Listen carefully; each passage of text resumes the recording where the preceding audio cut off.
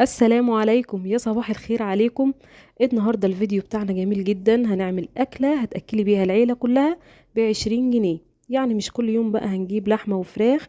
أكلتنا النهاردة اقتصادية جدا، وكمان طعمها جميل جدا، وحقها كمان مهضوم. تعالي بقى بسرعة كده نشوف الأكلة بتاعتنا النهاردة بقى هستخدم البسارية المصري، أو سمكة التونة يعني بيتقال عليها كده، أو سمكة السردين الصغيرة. دلوقتي بقى هنضفها، بمسكها كده من الديل بتاعها وبضغط على البطن بتاعتها، وبطلع كده الحاجات اللي بتكون موجودة في البطن. نضفت بقى الكمية كلها، اخدها بقى اغسلها غسلة حلوة كده على الحنفية، واحطها في المصفى لحد لما تتصفى. في انواع كتير موجودة في السوق، يعني وانتي بتشتريها كده تشتري السمكية تكون مصحصحة كده وماسكة نفسها.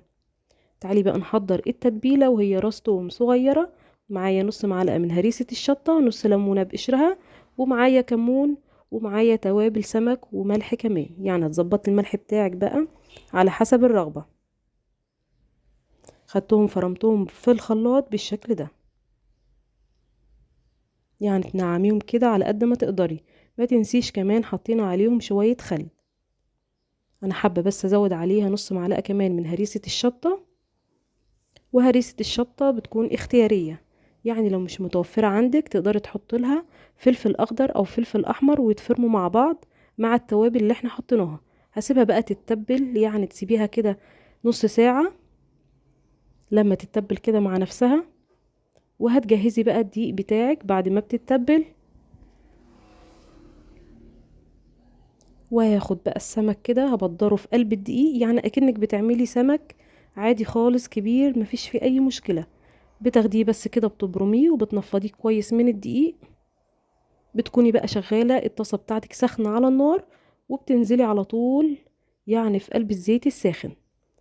عاوزين بقى ناكلها كده تكون مقرمشة وتكون اللون بتاعها احمر، مش بتاخد اي وقت خالص على النار. باخد كل واحدة كده وبنفضها، وبتبرميها كده برمة بسيطة عشان تقفل كده من جوه. كمان لما بتبرميها بتديها شكل حلو.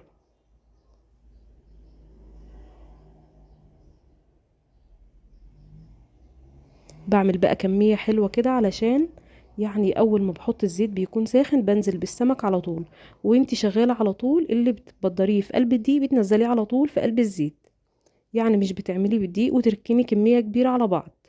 هي اول مرة بس كده، وبعد كده وانتي شغالة على طول بتنزلي في الزيت، علشان لو سبتيه في قلب الدقيق بيبتدي ينزل مية، وهتضطري تاني ان انت تحطيه في قلب الدقيق.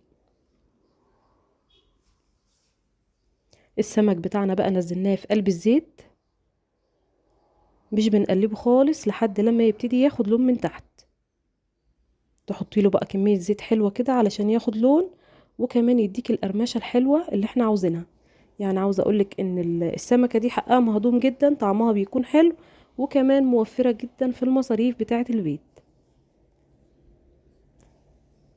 كمان عاوزة اقولك ان السمكة دي بتتاكل كده، يعني مش بتشيلي منها شوك او بتشيلي منها اي حاجة تاني. احنا بننضف بس البطن، وبعد كده بعد القلية بتتاكل كده على بعضها على طول. يعني مش بتشيلي الراس او بتشيلي بقى الشوكة اللي بتكون في النص دي، لا مفيش فيها اي حاجة. طعمها بيكون جميل جدا. يعني لو لسه بقى ما جربتهاش، يعني اتمنى بقى ان انت تجربيها وتكتبي لي رأيك في التعليقات. عاوزين كده نعمل اكلات تكون على قد الايد، وتكون كمان الطعم بتاعها يكون حلو. هخلص بقى كل الكمية بنفس الطريقة. ببتدي بقى ان انا اقلبها كده اول ما تبتدي تاخد لون. عاوزة اديها بقى اللون الذهبي المحمر. يعني حبيت ان انا اوريها لك كده في الاضاءة العالية علشان تشوف اللون بتاعها، والشكل بتاعها جميل. كمان شكله جميل جدا.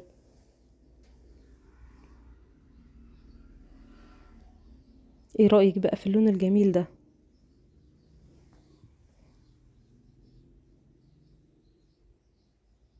يعني كده طعمها جميل جدا.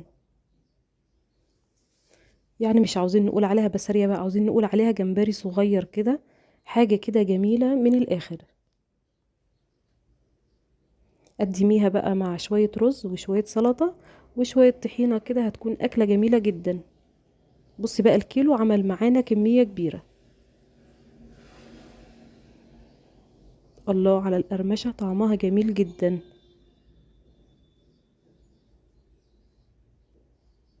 خلصنا خلاص وصفتنا، وإلى اللقاء في فيديو جديد إن شاء الله.